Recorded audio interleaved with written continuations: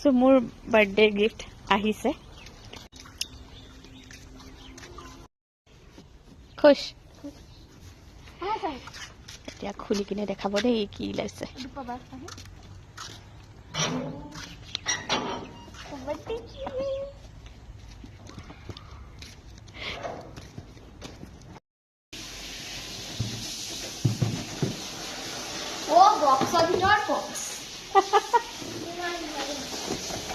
চুম্বাকি সৰু ছোৱালীৰ নিচিনা কৰিছিলে কেনেকে জমি আছিলে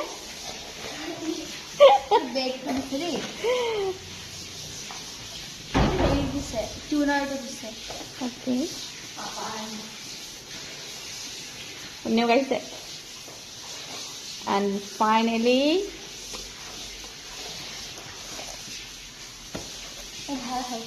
বহু দিনৰ তাইৰ হেঁপাহ এটা আছিলে